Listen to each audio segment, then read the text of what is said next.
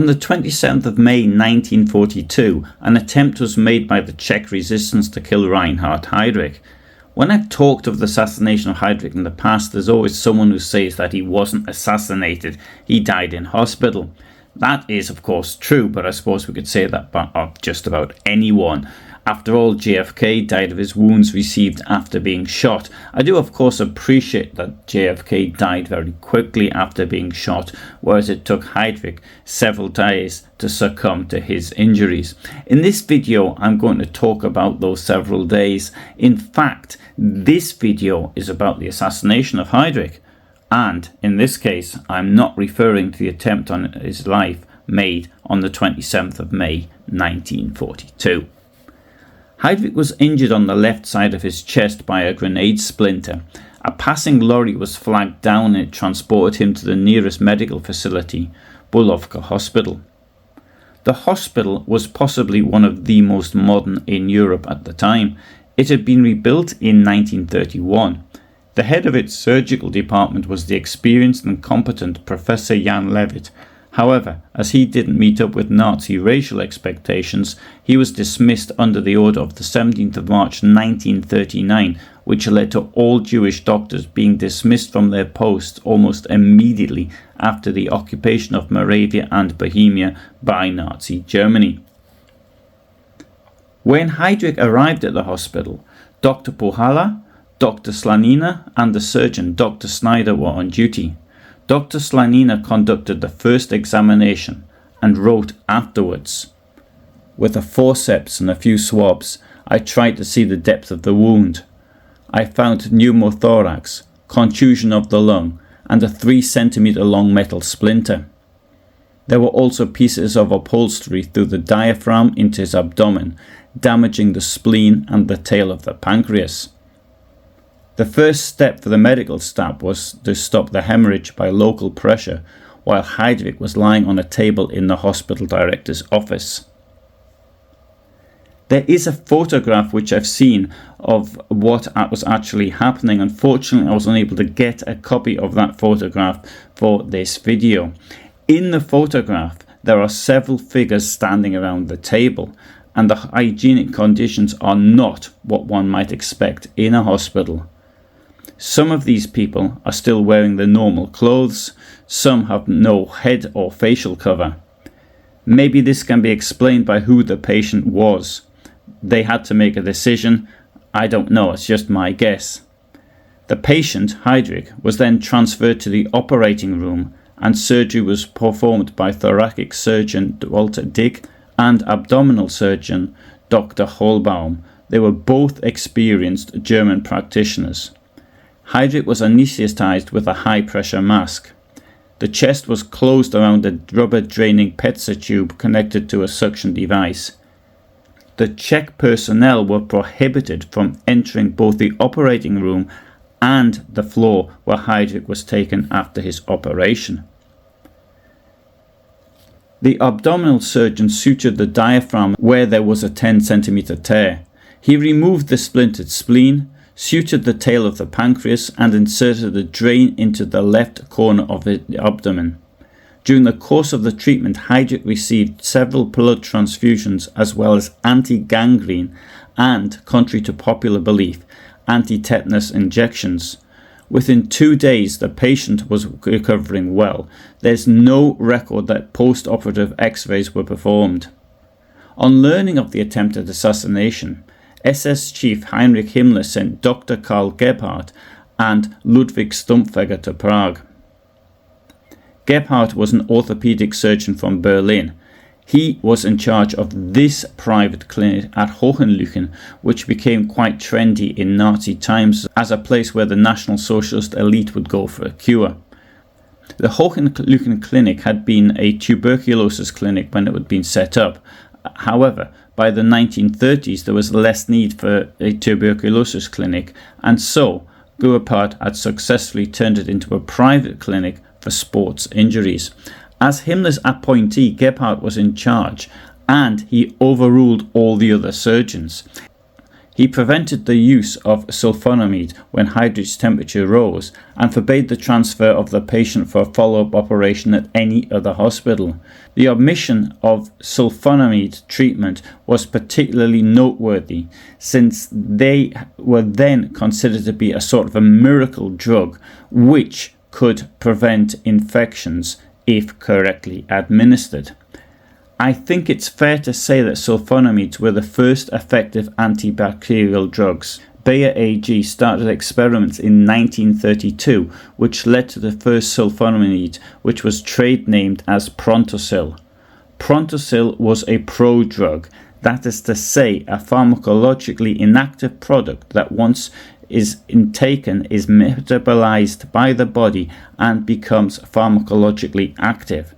Prontosil was the first medicine ever discovered that could effectively treat a range of bacterial infections inside the body.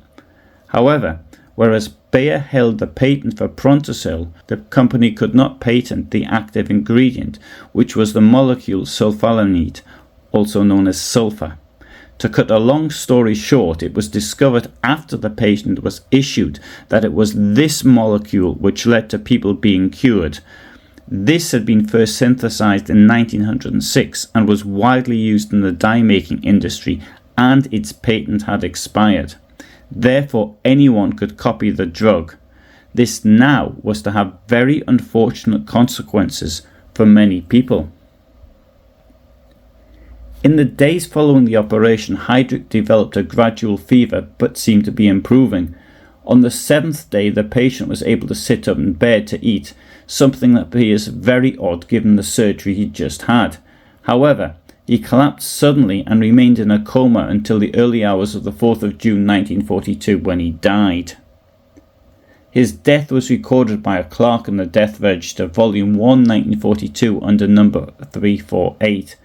Reinhard Tristan Heydrich, cause of death, gunshot wound, assassination, wound infection.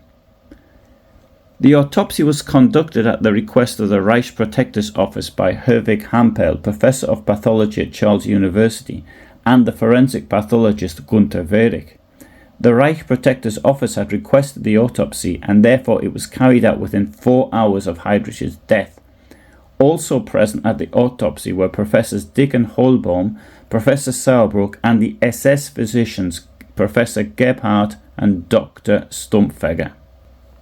The autopsy examined only those parts of his body that underwent surgery. It did not include those parts of the body which had not been operated on, such as his head and legs. I am unable to analyse an autopsy report. I don't know anything about surgery. However, there are links below for those that are able to do so, and indeed may be in a position to add more details to it. The official autopsy report by pathologists Herwig Hampel and Gunther Wehrich, both professors at Prague University, determined the cause of Heydrich's death to be septicemia due to virulent bacteria that led to parenchymatous intoxication of the liver, kidney and myocardium. Hampel concluded that the absence of a spleen had weakened the body's ability to resist infection. Professor Hampel revised his conclusion in 1970 and declared that, in his opinion, death resulted from anemic shock. The autopsy report is in the Czech National Archive in Prague and in both German and Czech languages. It needs to be emphasized that both Gebhardt and Stumpfegger were present at the autopsy, and this may have affected the conclusion. Let's not forget that they'd both been sent there by Himmler. The question is, as I always suppose, could he have been saved? Heydrich was, to all outward appearances, very fit. He regularly took part in sports and appeared not to have a care in the world. He clearly enjoyed his job of bringing death and destruction and suffering to millions of others. However, the autopsy showed pre-existent atherosclerosis and a pulmonary edema. Now, I suppose that many of us, if not all of us, just about, have atherosclerosis. The pulmonary edema, however, was probably more serious. The conclusion of the examination of the documentation by George Weiss and William R. Albury, both of the University of New England in Armidale, New South Wales, Australia, is that the cause of the death was pulmonary embolism originating in the pelvic plexus or in the unexamined lower limbs due to pulmonary insufficiency and to a multi-system septic failure. Since the autopsy investigation did not examine the head, the possibility of anoxic brain damage cannot be excluded. Himmler had sent Gebhardt to care for Heydrich. Gebhardt had dropped everything and flown to Prague. However, Gebhardt refused the use of sulfonamides, which was then the standard practice, and refused to allow him to be operated again or even moved. The refusal to allow the Czech staff near him might be explained by racist motives, but not the refusal for a follow-up operation. Theodor Morell was Hitler's personal doctor. The patronage from Hitler allowed him to become very rich through gaining contracts supplying the armed forces with his supposed health-promoting products and drugs. He owned a factory producing sulfonamides. For obvious financial reasons, he wanted to have them used. Seeing potential pressure on him due to his conflict with Morell over the use of sulfonamides, Gebhardt sought to prove that their use would not have saved the life of Heydrich. So began Gebhardt's barbaric medical experiments on concentration camp prisoners, which have been explained in other videos. Septic wounds were deliberately inflicted on male inmates at Sachsenhausen and then on female inmates, mostly Polish political prisoners, at Ravensbrück and Hohenlychen. Some of these victims were then treated with sulfonamides, where others were not. Gebhardt's procedures, like all the other unethical human experiments carried out by Nazi doctors, produced no results of scientific value, but did cause extreme suffering for inmates who were subjected to them. Many of them died, and most of the survivors experienced permanent mutilation. I think it's fair to suggest that the death of Heydrich might have been caused by negligence, which now leaves another interesting question. Was it deliberate? In November 1938, Ernst von Rath, the diplomat who'd been shot in Paris, was allowed to die when he probably could have been saved. However, he had more value to the Nazis dead rather than alive.